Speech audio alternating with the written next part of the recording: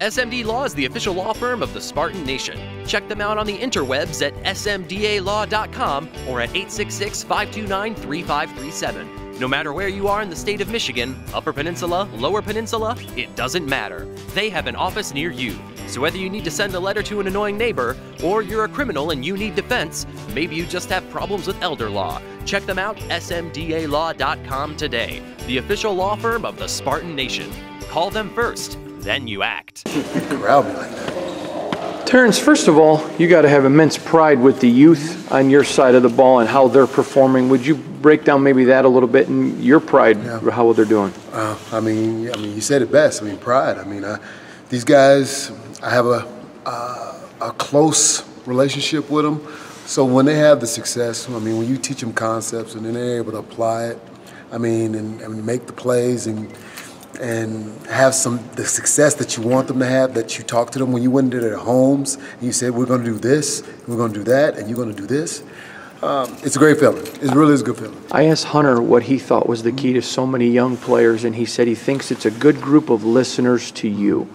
I mean, can you get more higher praise from a young receiver than that? No, I'm trying to hold back the blush, but he is, I mean, it is a good group. I mean, they want to get better.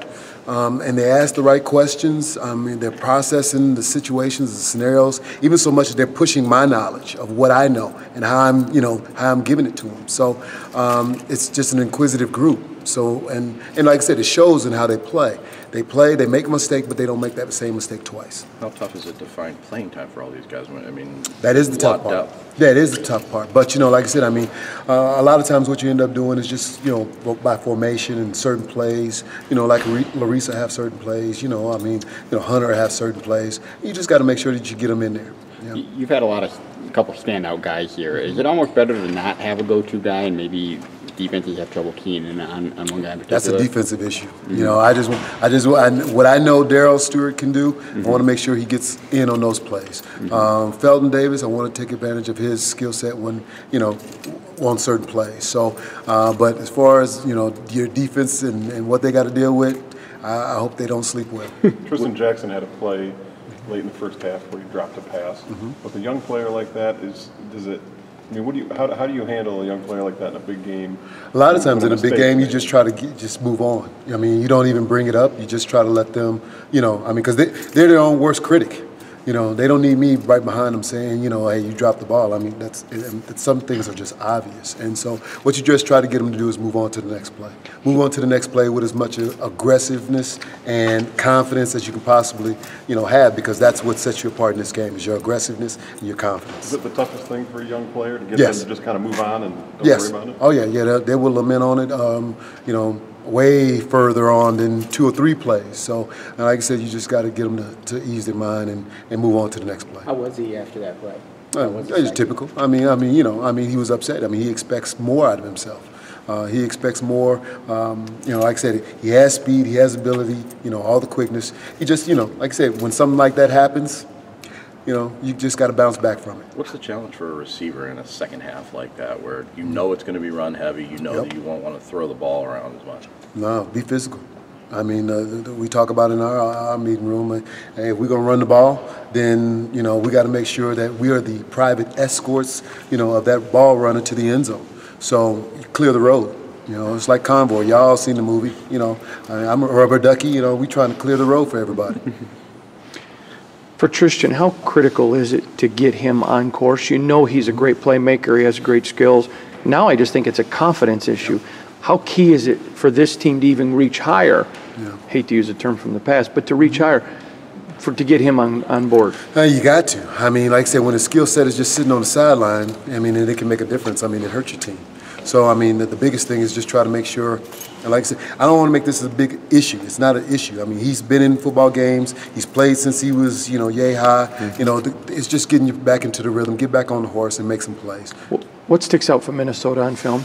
I mean, they're aggressive. I mean, you got a secondary that's played, there's a lot of people that's played in that secondary, and they can make plays. So they're not going to be shy. They're not going to be apprehensive. I mean, you're dealing with a group that's been to bowl games. You know, you're dealing with a group that's won 7, 8+ games a year. So, it's not something that you're going into a game where they're feeling like, oh, Michigan State's coming in here. We're going to take a back seat. These guys are going to try to come and get us, and we got to match that physicality. Just out of curiosity, the fake reverse screen, a play like that, how many times do you practice that, like in the week leading up? The week leading up, well, you also have to look at it. We probably practiced that play a lot longer than just that week. But I didn't know if that's like, you kind of, they're a really aggressive D.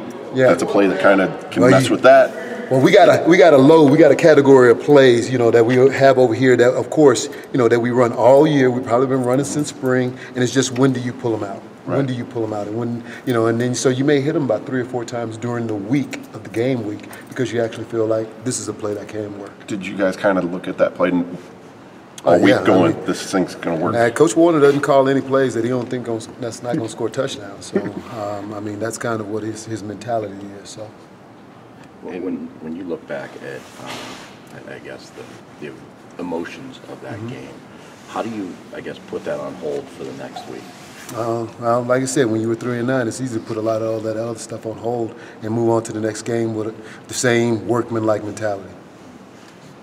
And from a young receiver standpoint, how do you, and not even from that, but from a passing game standpoint, how do you, use the receivers to the maximum benefit to help the run game at this point? Well, like I said, probably what you've noticed is I've just substituted a lot of guys to keep guys fresh and so they can zero in on whatever safety or whatever corner they do need to block. Sometimes when you get in the midst of a game and you ran a route and your mind's, weighing heavily on how you ran that route, maybe you don't block as well. But, when you're substituting guys in, you can kind of keep your focus on the job that needs to be done. Have you gotten any reps with Connor Hayward? Brian Lewerke was kind of talking about how he could probably play slot because of his speed in his hands. That guy can do anything. He could play defense. He could play, shoot. He could do anything. So, if needed be, he could play at the wide receiver position. But like I said, right now, I just want Coach Warner to just call his number so he does get to touch the ball. Anything else for Coach? Thanks, Terrence. All right.